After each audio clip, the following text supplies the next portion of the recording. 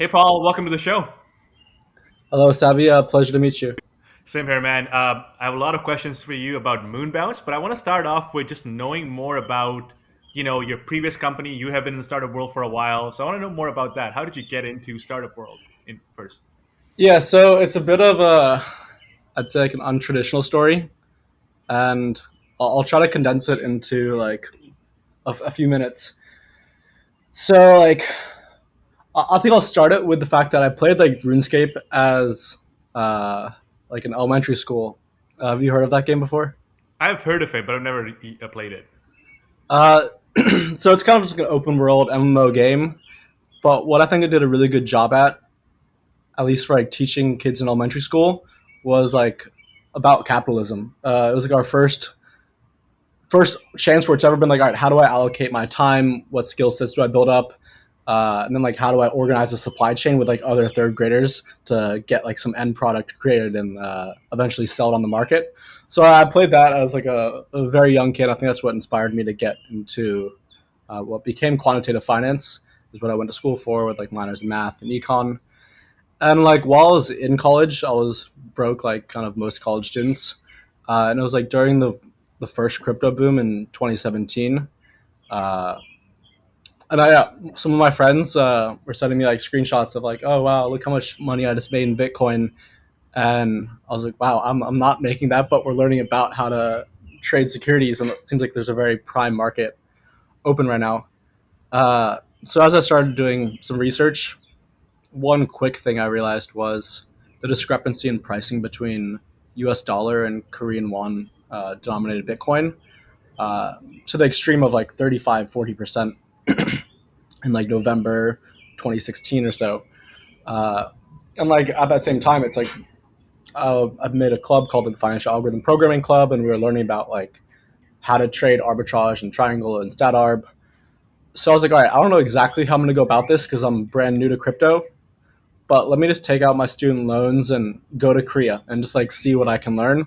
No way. And so I went over there and I stayed with Airbnb hosts. And from talking with a couple super hosts, like I figured out that like each year they can remit $50,000 without I forgot the Korean IRS, but basically like it's like sheltered money from the Korean IRS, 50,000 per citizen per year.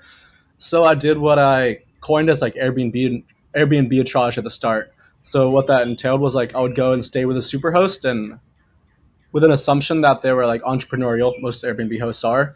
I was like, hey, would you want to make like a couple $1,000s? And they're like, all right, what is this? Like, how so? I'm like, all right, I'm gonna send you Bitcoin. We're gonna make you a Korean crypto account.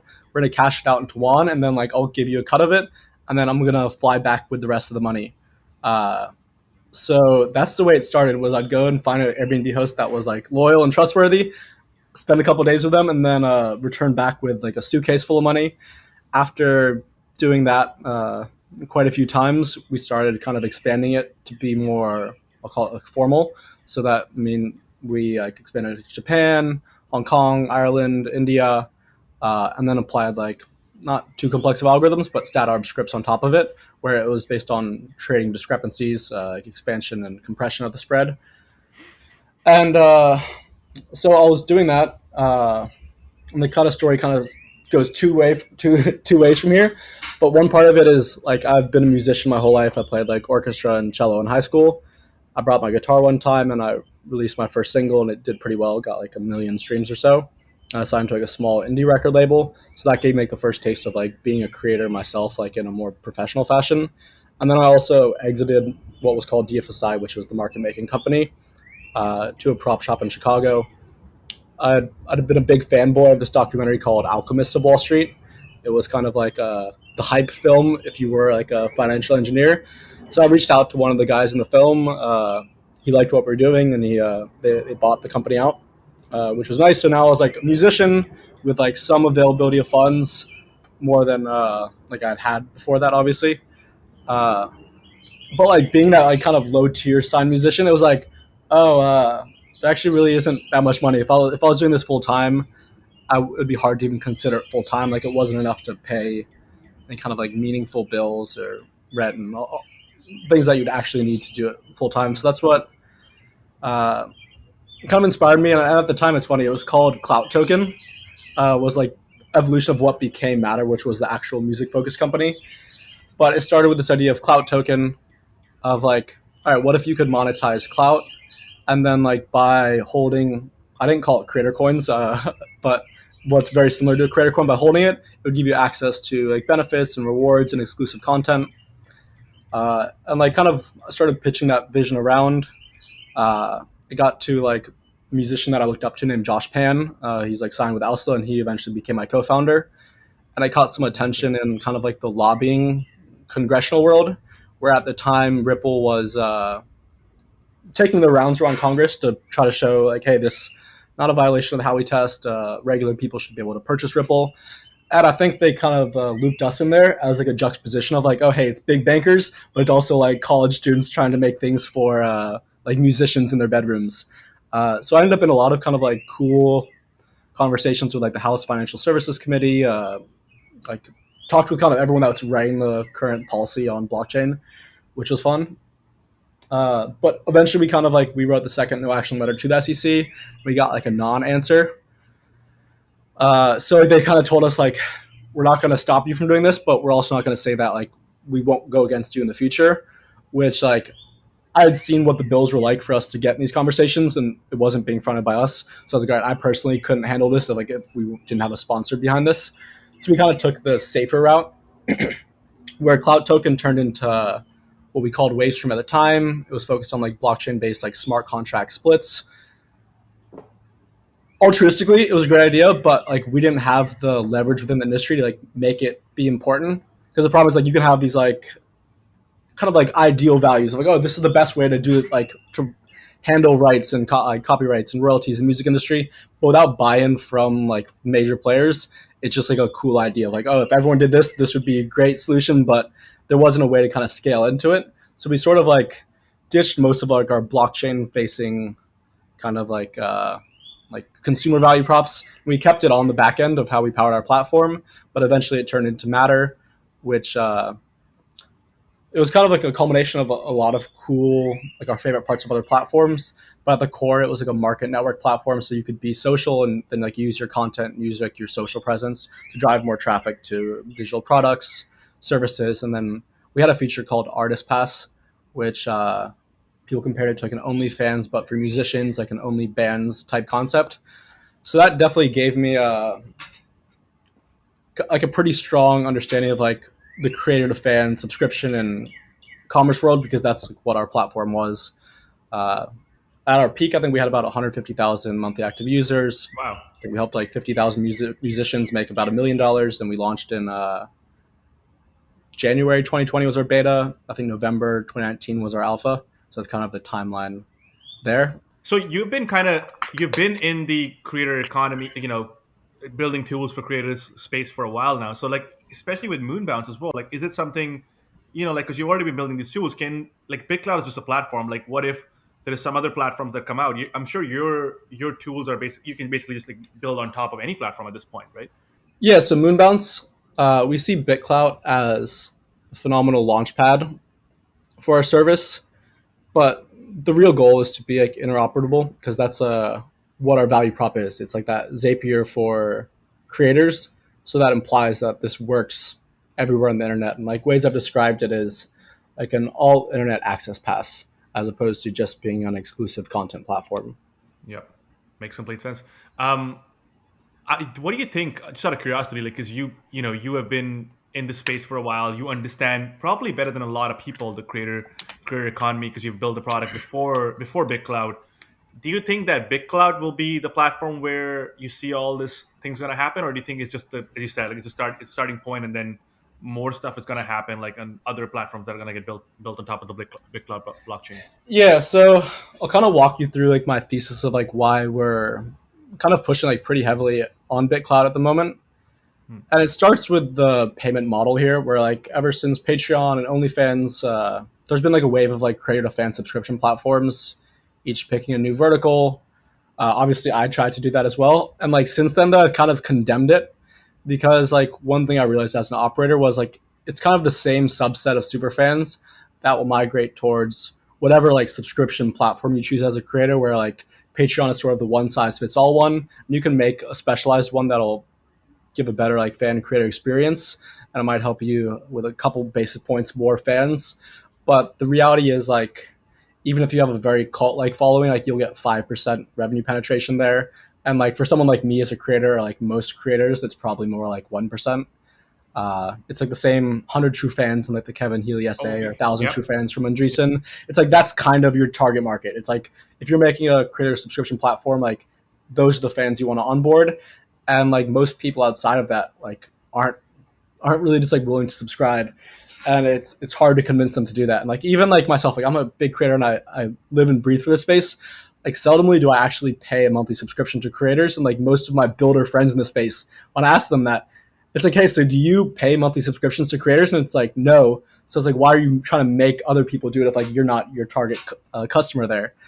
Uh, so like I think the first problem is like with direct creator to fan subscriptions, like it's just a low TAM. It's like 1% of fans will actually convert over there, and then kind of like the other big like headliner from like a data perspective is just like the drop off where like even top performers on OnlyFans, it's like 50% 1 month drop off. Patreon mid yep. 20s. My platform was like kind of mid 30s, and it's just like the 1 month drop off is bad, and then like subsequently after that each time the credit card statement comes in, like if the fan is looking to lower their like monthly budget or monthly burn, that's one of the easiest things to cut off. Of like, oh, I like this creator a lot, but at $10 a month, that's the price point of like what I'm paying for 50,000 shows on Netflix. Nothing personal, but I'm probably going to cancel here. Yep. Versus like B2B, it's like there's just not as much churn because like most of the time businesses, one, are making money, and two is like they probably need your software to keep making more money in the future. So like B2B subscriptions versus like B2C, it's just like there's a very substantial different in like what the consumer mentality is going into it. So I think that's kind of like where I started to see promise in BitClout and like what the signal of opportunity was. Where like after I joined, kind of like being a PM, naturally it's like, all right, let me start kind of interviewing some of the buyers here. Let me try to ignore some of the people that look like obvious traders. But like I'm a user of and like a micro investor in like Fius and Roll and Rally, and I've tried out Mastodon. So coming into it, I had like two assumptions where one, most likely this is a culmination of like nerds supporting other nerds, bluntly, which kind of is what happens on Roll and Rally. And two is like maybe there'd be penetration, like super fans would be the kind of people to buy these tokens. But what I found was like pretty interesting. It was obviously those first two personas were there, but it was also like a third new group. It was people that were relatively new to crypto, like they might have made their Coinbase account 2 or 3 weeks ago. Uh, it was people that like they'd never really purchased merch. They don't pay for the Patreon. They don't buy the ebooks. And really, that was like the first time in the creator economy I've seen your average people, not your super fans, but like the next 20-30% of like fandom open up their wallets to this extent.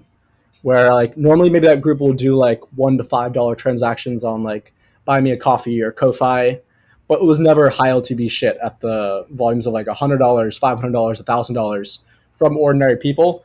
So just like that kind of a propensity to like spend money, I was like, all right, this is pretty interesting. Uh, like this could be new revenue potential that the creator economy hasn't been able to tap into effectively yet. And then I think like that from like an economic standpoint, that's what triggered my interest in the platform. And then the other was just like the product design and not the UI UX, but the kind of like headwinds at play where it's great. Gen Z, we're on social media 4 or 5 hours a day. Advent of like Robinhood, GameStop, Wall Street, Dogecoin, addicted to trading. And personally, I'd say like social media and trading are two of the most like dopamine inducing activities.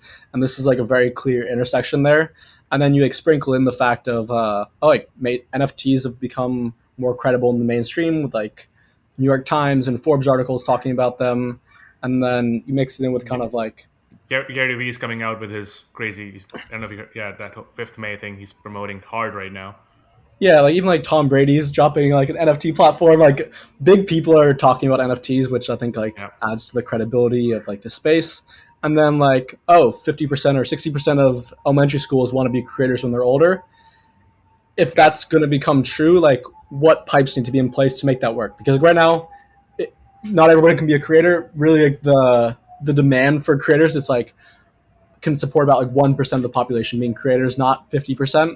So like if that is true, there needs to be a kind of a new paradigm shift.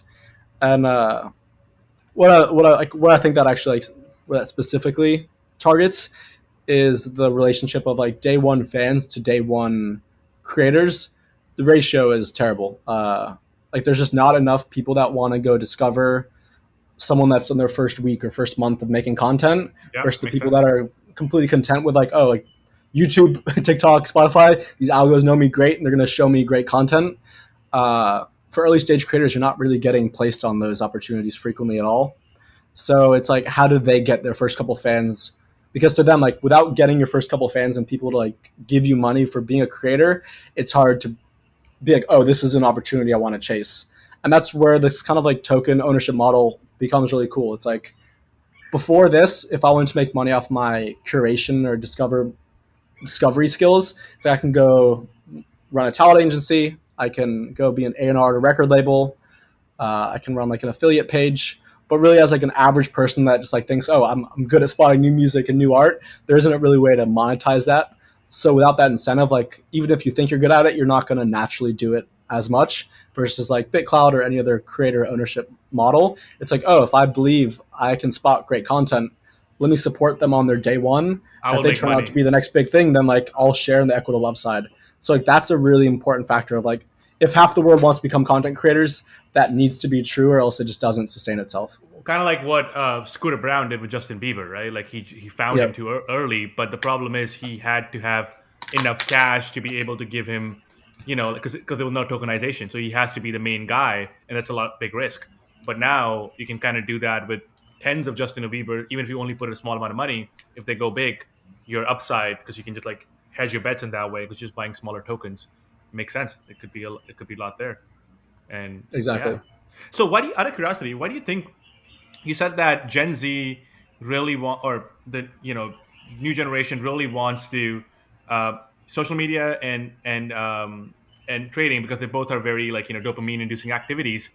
Why is it that trading has always been there, like the stock market has always been there? So why is it that with this that our generation is more likely, or even with Robinhood with crypto, our generation is more likely to do it, but not with stock market apps or whatever stuff like that? Honestly, I'll describe it as like the root of like gamification, where like if I look back at my story, it was like RuneScape gave me the level one experience of like what this world is of like blockchain and creator economy without actually knowing that's what it was.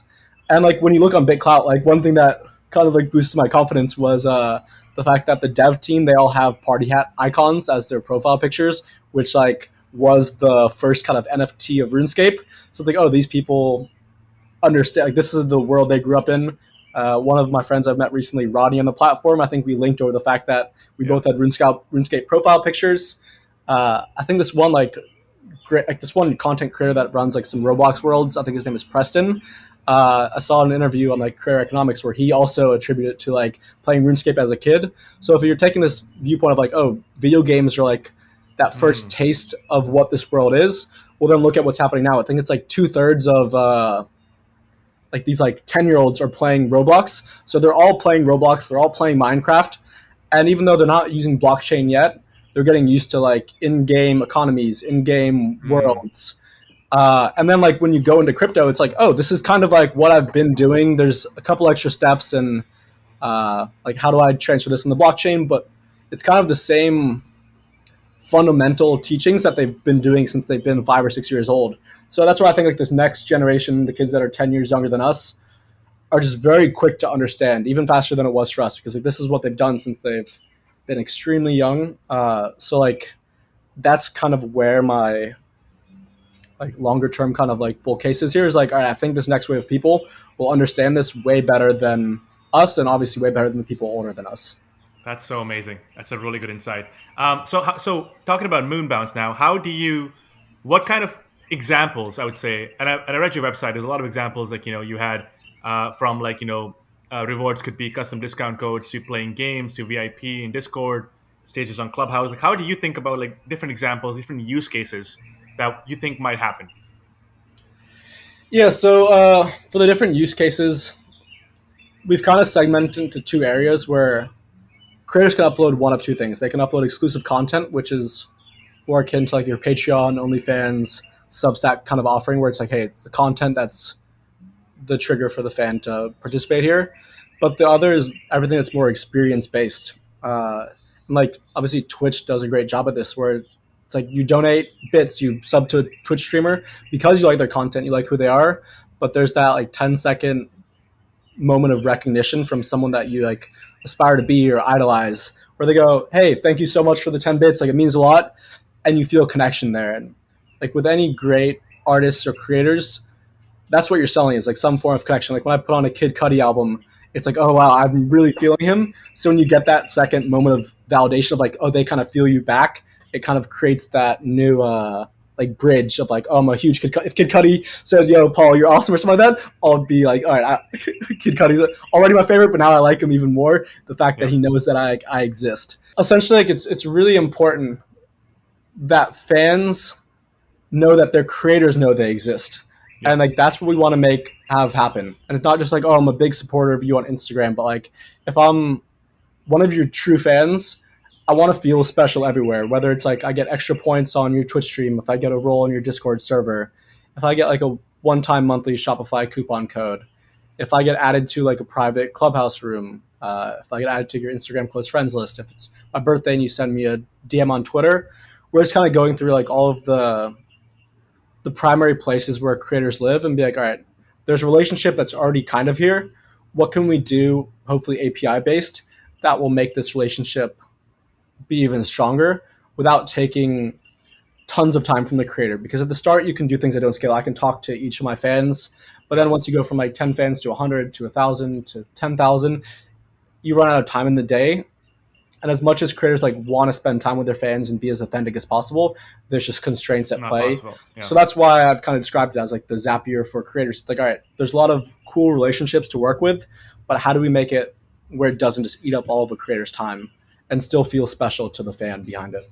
Does this apply for the 5% of the super fans, or does it apply for all the fans?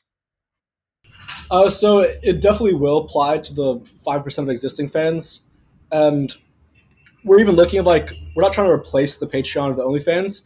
One cool thing we see is like, oh, if you have a Patreon or a Shopify or a newsletter, you can export your email list of those people to Moonbounce, and we can make sure they're getting benefits everywhere else.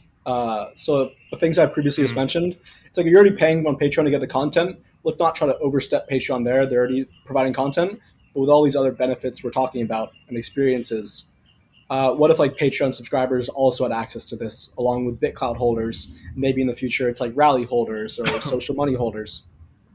makes sense.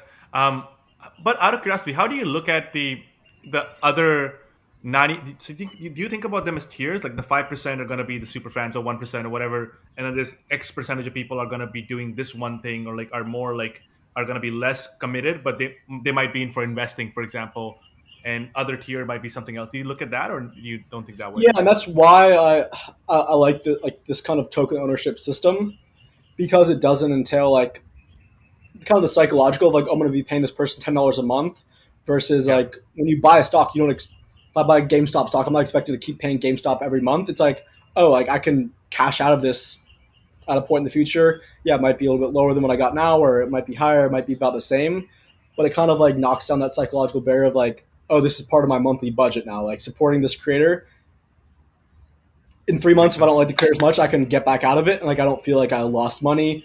It's not super committal where it's like, oh, this is just like that being Yeah, on your credit card statement. It's a big barrier. It's like now it's part of your budget. Like, oh, I pay for my rent, I pay for this, and I pay for this creator. Versus like, oh, I'm just putting money into support a creator into this like liquidity AMM pool, and then like I'll see if I like the rewards and benefits. If I don't, then I'll cash it back out afterwards.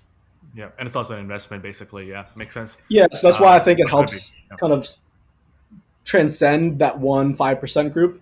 And that's like what I've seen so far is like I'm supporting a lot of creators. People I've talked to on the platform that don't support creators normally are supporting creators. And that's yeah, like, all right, I don't know exactly what this population looks like, but I think it is a much larger group than the ones that are in that 1% now. Maybe it's like makes sense. 20%, maybe it's 50%. We'll see over time. Makes sense. One thing I read on your platform, and I'm not sure how this works, but I was trying to understand this. So obviously, you gave examples of like like example adding someone on Instagram, close friend list, right? Like like that information is available. You can probably set a integration that way from Moonbounce to like managing that or Clubhouse, private chat or whatever. Mhm. But one question was like, how do you track or how do you intend to track?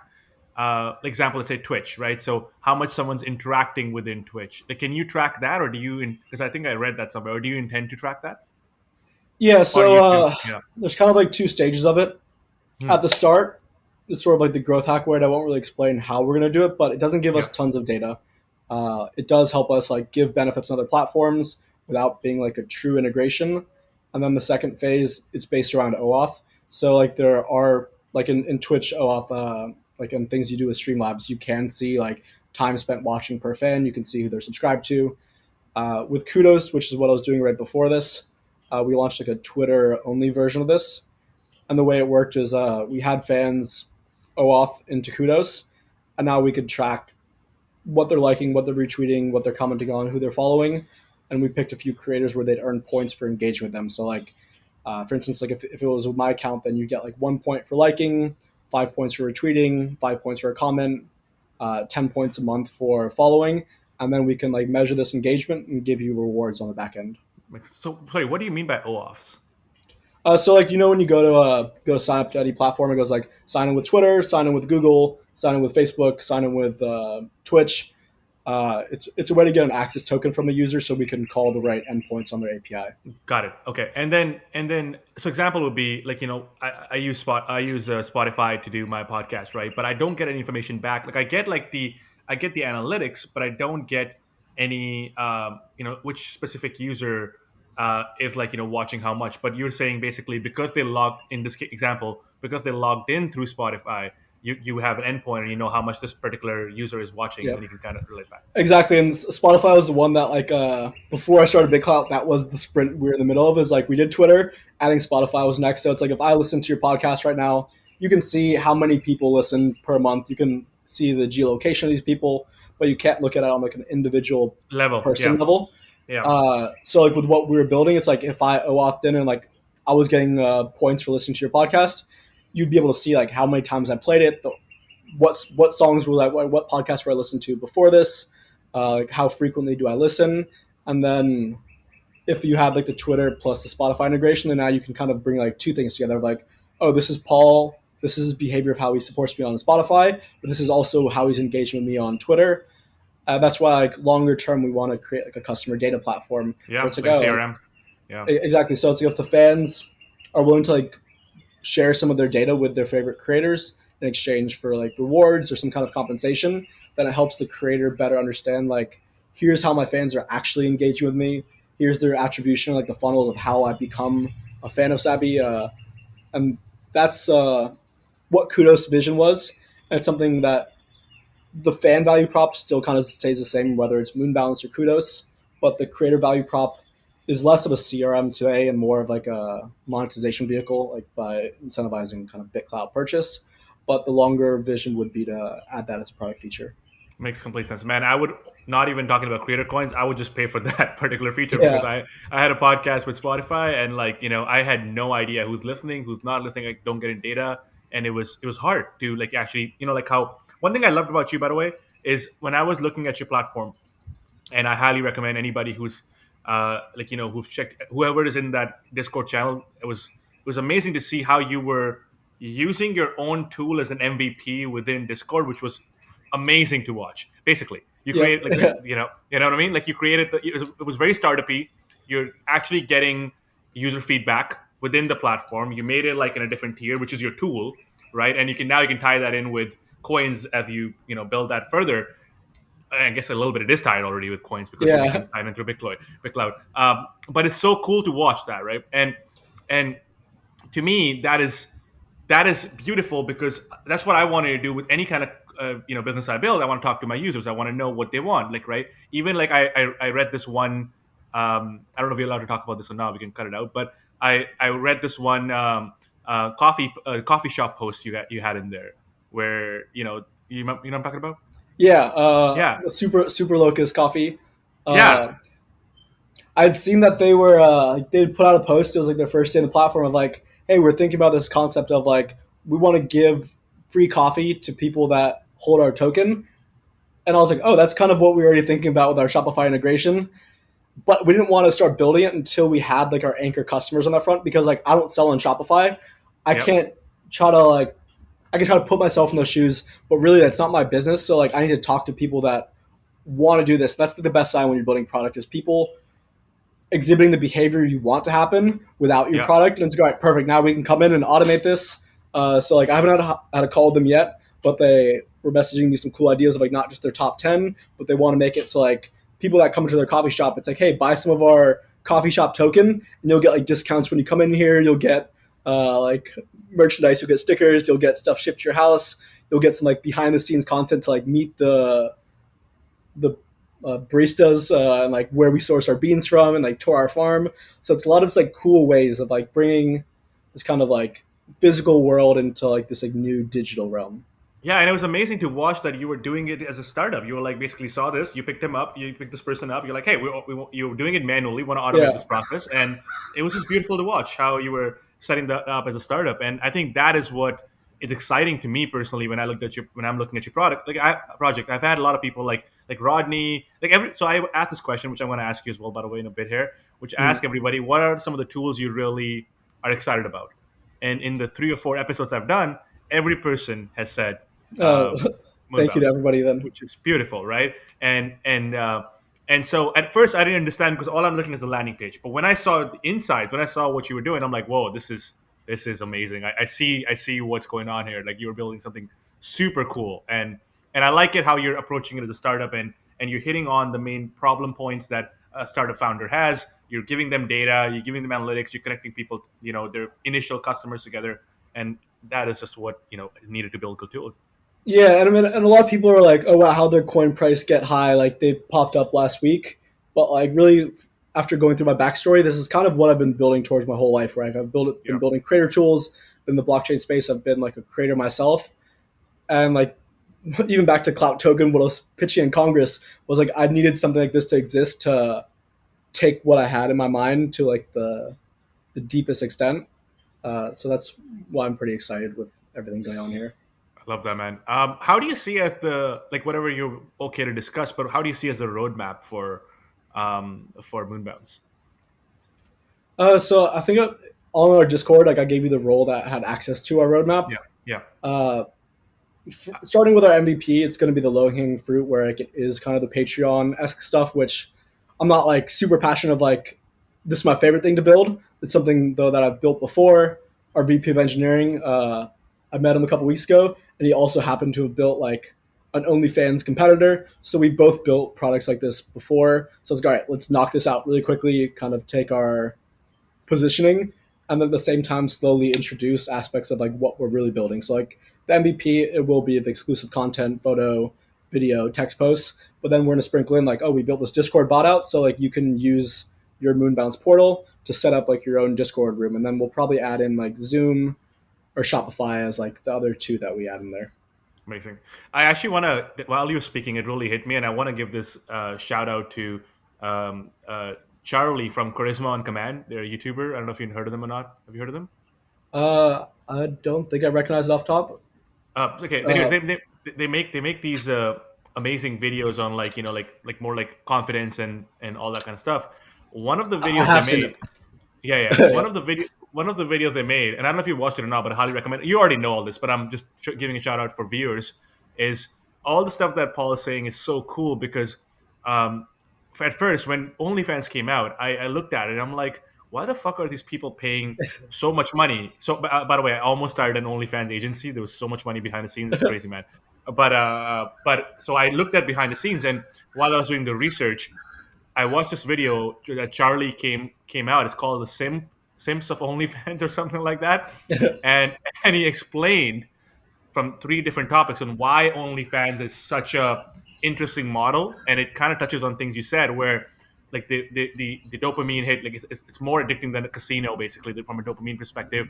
Uh, Second point was like the kind of what you said, like the relatability, like being able to have access to someone you've seen or you like in this case, like this women who you have looked up on Instagram, but now you're the only one of the few. It's like a virtual girlfriend, but the real human being, Yeah. and stuff like that. It's such a crazy mindset, but when you actually read it, and when you understand that human beings are all about, not everybody, but most of human beings are basically lazy. All we want is convenience, and it's like, and it's a way for them, rather than going in, like trying to meet this model like girl in their life, but like now it's a shortcut to be able to meet them. That's why they pay, or or be, and also no matter what they say, they have insecurities. And so one thing on OnlyFans, again, I think I'm going too deep here, was that a lot of these guys would basically say, "Can you rate my dick?" That was like a thing on OnlyFans. They would send their dick pics to the females, and they would ask them to rate. And I'm like, why the fuck are people doing this? It's because these people had insecurities, and but this is the only time, no matter what they say, the girl's not gonna say, one, she's gonna be honest with them. Two, she's not gonna say anything that's gonna, because it's in her best interest to be nice to them. She's not gonna be rude. She's not gonna be bitchy. And this gave the sense of authentic connection, which was mind blowing. And that's why people used it. And I was like, whoa, this is fascinating.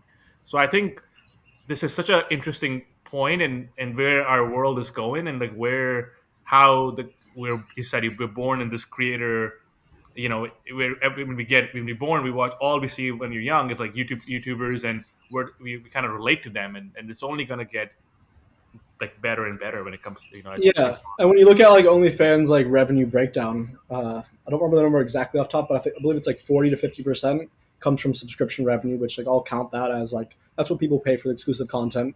But the on. other Yeah, half of it is coming from like you mentioned the rate my dick or like the paid DMs and connection, and that's like where I see like at least with Moonbounce, like that's the value prop that we're looking for is like how do we allow like connection between people, especially between like creators and fans to be more accessible and more scalable.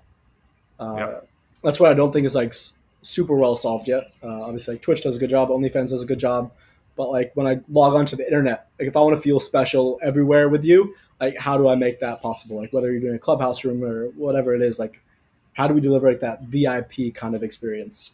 Yeah, and I also think that what you're doing, in my kind of like kind of like talking about what Gary Vee says. We are in a world where it's all about flexing, right? Like it's what Instagram is, and I think a lot of times being in these private groups, like like I say, your top 10 means you can go and flex in front of your like your peers or your community or whatever. And that's what I think that's a lot going to happen as well, as this creator, as you get a better connection with these creators, you get the exclusive rewards.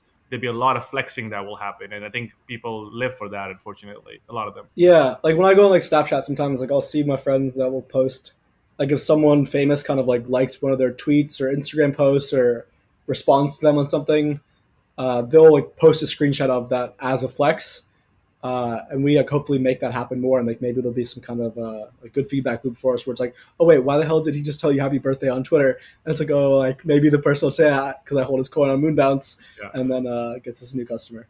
I love that. I love that. Awesome, man. I want to ask you a few questions just about like how you're looking at the platform. What? So not talking about Moonbounce, but like BitCloud in general. How do you see it evolving? You have way more information than a lot of people. Again, whatever you can share. How do you see it? Like, what's next? Yeah. So what's next? If I were like just starting to build on BitClout today, I would probably focus on like dev tools of like what's the Stripe for BitClout and social monies.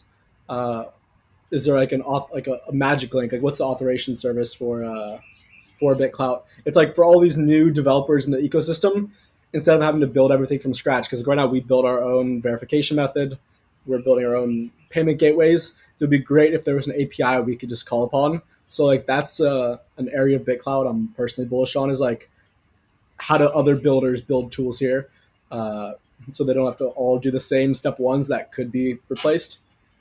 Uh, Makes and sense. the question was like what how I see the you mind rephrasing Yeah. it?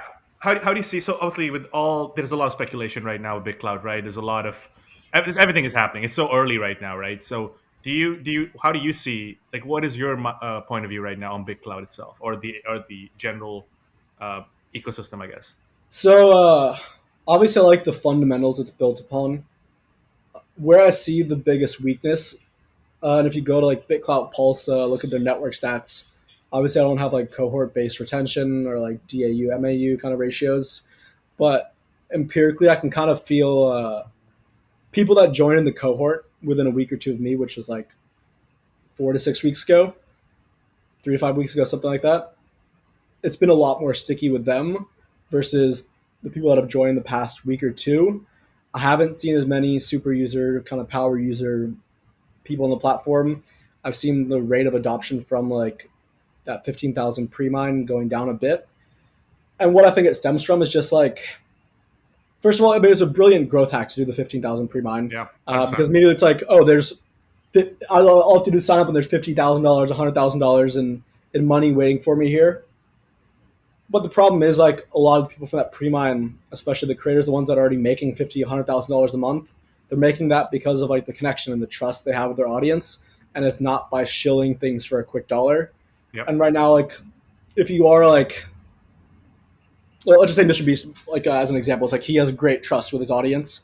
Uh, he has what maybe $1 million sitting on BitClout for him, but why would he tell them to join? It's like, hey guys, go buy Mr. Beast coin on BitClout because there's kind of like a blank, and if you like look at it kind of like harshly, it's like to go shill my coin, pump my bags, make me more money, and the fans not getting much out of it yet, which is why I think like something like a Moonbounce or one of our competitors, Yeah. without that existing, it's not gonna scale much beyond this for like the creator economy. It's done a great job at getting what I've kind of called like promoters, people Yeah. that have done a great job of building audience. They might have 1 million or 5 million TikTok or Instagram followers, but they sort of lack that true productized version of themselves where they don't sell out of their merch, they don't release music or a podcast, they don't go on tours, uh, they don't have like a YouTube channel. It's like they're really attractive and they've built great Instagram followings, but like what's their core product line?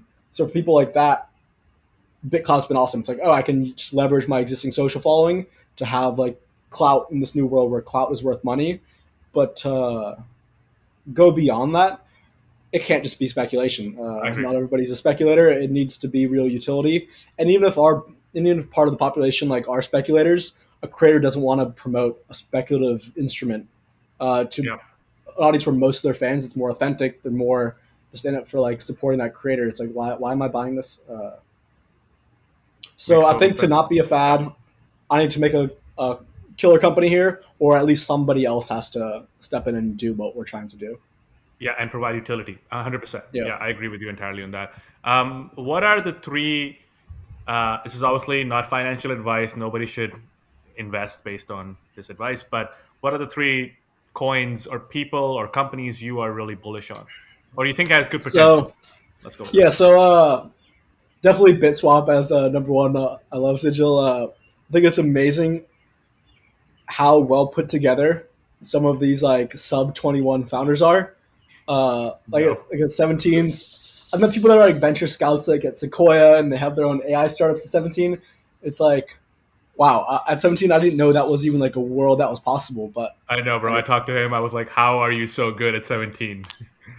yeah, and Yeah, like I guess back then it's like I was just part of kind of like the local internet where I yeah, didn't use it to like communicate and learn about things outside of my own bubble. Like, I used Facebook and I used Twitter a bit back at the time, but it was to post like, oh, what are we doing after school today? It was to talk and communicate with my friends, and yeah, it wasn't about like let me put this thought out or like let me see like let me kind of thesis test this idea to the world. So like the youth has obviously they've been crushing it with like how they've adopted technology, and I'm very bullish on that just whole cohort in general. So like BitSwap and their whole team, uh, I think they're doing an amazing job, and it's obviously like one of those like baseline products that need to exist for mm, BitCloud to. It's another one. Yeah, it's like if this doesn't exist, then BitCloud probably also won't exist. agreed. And then outside of BitSwap, let me think. Let me look at my coin holders real quick. I like obviously all my peers in the space, like our competitors. I've talked with most of the CEOs, like over at SubCloud and at Clout members, because hopefully, even if like we're not the ones, like I want to see this concept survive. So Yeah, and I also think go we're. ahead and support them. I also think we're so early that as long as you're building tools, even if the space wins, you will win. Like you can lose if the space wins because if it's either going to be a boom or a bust, right? So like if it's a boom, it's going to go so much higher that you're so early right now that either way, even your big cloud you hold that will become really high, right? Or it Yeah, will go negative. exactly, and that's Yeah, what got me like from like a quant background. I think I came in with $60 and priced it at like, all right, there's a 0.2% chance this is really what I believe it could be. After now, it's been like 3 4 weeks. It's probably increased by a magnitude of 10 up to like 2%. Yeah. But where the opportunity is, it's like, yeah, it's 2%. It's extremely unlikely this is actually what we all hope it is. But in the case that this is it, that 2% with like fair market pricing would be like, oh, you 50x your return here. But More I think it's probably. like Yeah. outsized returns. This is a Yeah. 500x or a 5,000x. So I to agree. me, it's like, all right, this is worth me putting the effort, even Yeah. with the low probability, because if the payout hits, then it Yeah. was like clearly worth my time and my like Yeah, resource and Bill, investment here. and I think this is something advice I kind of want to throw it out for other people like who are listening. I guess developers, like builders build shit, right? Like so it's like even if you build and it doesn't work out, like at first and it fails in like first project, like there is so much. If it does work, this space does work. There's gonna be so many opportunities here that you will definitely have a like a lot of you will have a leg up against like because you've already built something and you learned from it and you definitely can build anything on top of it. If it does work, there's going to be like potential will be huge. So, right, so it's like the risk of like is it going to work or not. And the way I look at it, I think actually I was talking to Sujil and he said that same thing, kind of what you're saying. It's like you look at it's like if I think that it has a 10% chance, I think he was coding Naval or somebody, I don't know who was coding, but Mm-hmm. 10% chance of 800xing or 1000xing, and assuming I don't have responsibilities, is that a risk worth taking? And if the answer is yes, if you believe that way. And I think yes, it has a 10% chance that if it does work, it's going to be 100 or 1,000x return. Yeah, Um, and I've at this point in my life, like kind of like mid 20s, I've learned like when I have conviction on something, I should just like follow through with it as long as possible. Because like looking back, I've been right about a lot of things very early, like with Bitcoin and with Tesla, things like that. And it's like sometimes I would end it early, but it's like, hey, if I'm if I'm part of one of the early adopters here, it's like ride it as long as you can. I love Kind of that. like follow your intuition there.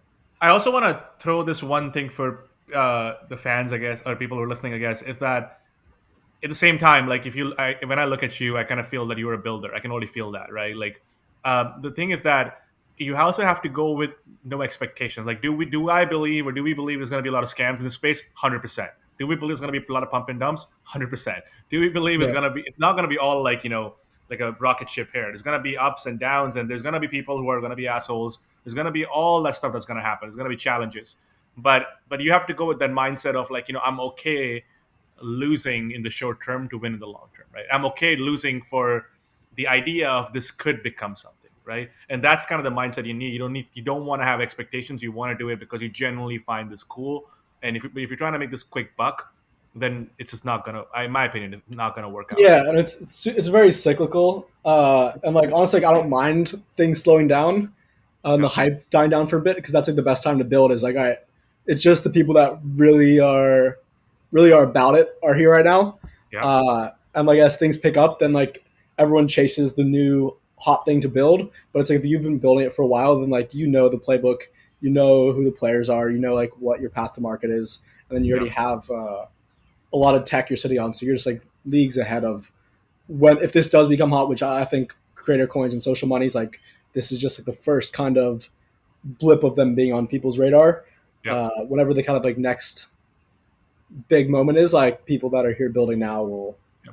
have a ton Yeah. of benefits. And personally, the way I look at it, I look at people like who I look up to and how are they supporting it. Like when I look at like Andreessen Horowitz backing it up, right? When I look at like Balaji yesterday, like like or you see his how many like he hasn't come verified it yet, but he's backing it, right? When you look at Yeah, like Alexis Ohanian buying 130 of his coins, putting $1 million in, like he is backing it up, right? Sure, they're not going and telling their fans about it right now because of the same thing you said. It's like it's they don't want to be associated with it in case it's just too early right now, right? And there's not enough tools. So even if they yeah, tell, but yeah, they can't. There's no way they can because what's if some creator comes on, what are they gonna do? Fuck all, they're gonna leave, right? yeah. So yeah, And like I haven't posted about BitCloud on my own like social media yet. neither Like neither my have creator neither have I. friends that have Yeah, reached out, I've had them like yo go reserve your name, kind of get things under lock. But like I probably wouldn't tell your fans about it yet because they'll yeah, come back a week later if the price goes down. Of like, hey, why the hell did you tell me to buy your coin and I lost money? Like yeah, wait until Moonmouse is ready and we'll onboard you to BitCloud. Like all right, yeah, cool, we're waiting for it. yeah, And on your question of like other creators, so like I pulled up my wallet real quick. Obviously, I just mentioned BitSwap. I like Builder TF. It's Miyazaki and Tony Wu. Yeah. I think they're building out a concept of kind of like creator ETFs, which I think just Ooh, I has like that. I like that. a Yeah. lot of room for like maybe in the future it's like you can own like an ETF of like your favorite sports team. So it's like Yeah. each of the players involved, or like I don't know if this is good or bad, but maybe like politics based. Like you could buy a coin that supports like a group of politicians of like Or your top belief 20, set. or like a 20 sport example, 20 top sports people, like on the top 20 sports things, and you automatically, basically, like, let's say it balances your fund so that it holds equal amount, or holds X amount of the top 20 coins Yeah, and and stuff. like certain Spotify genres, maybe you would buy like the bedroom Yeah. pop ETF. I'm not sure exactly how it plays out, but I think like if creator Cool. coins exist, like some kind of like ETP ETF product, it's interesting to say nonetheless. So like I think they're one of the first people building in that space. Big Cloud Signal, I use it for some insights and Yeah. when people buy or sell my coin. So I like that project. Let me see who else. Oh, obviously the BitClout Hunt. Jackie Yeah. or Jackal has Yeah. been honestly phenomenal resource, like really supportive, and like that's necessary for the kind of I had him on positive the feedback loop of the. You already have him on the podcast. yeah, last episode. Yeah, Oh, he oh, man, dude, he told me some behind the scenes amazing stuff, like how he's talking to yeah, Ryan he's Ryan awesome. Hoover and what else stuff they're Yeah, doing. Really cool shit. Yeah. Yeah. I think that's just the kind of needed. Like if you want to come and like build in a new space, it's nice to kind of celebrate small early wins, and that's kind of like the niche that feels like like I can find other people to work with. I can get validation on my concept because a lot of people come in and probably like, wait, so what should be built here? I think his Discord server and his platform is a good place to go. If you are listening to this and like you're looking to build, kind of just join his Discord and see what other people are talking about. Love that. Amazing, man. Any last words you want to say, or anyone else you want to give a mention to? Let me shout out like my team, my co-founders. So like at Sari on BitClout, and then Makati, we have Disick, and we have Sakib. You can check my wallet and see how I spell their names Who there. else? Yeah. Yeah, Amazing. Thanks, man. Thank you so much for coming on the show. This was great. yeah, I love it. Pleasure. Let's stay in touch. Thank you for putting this together. Will do.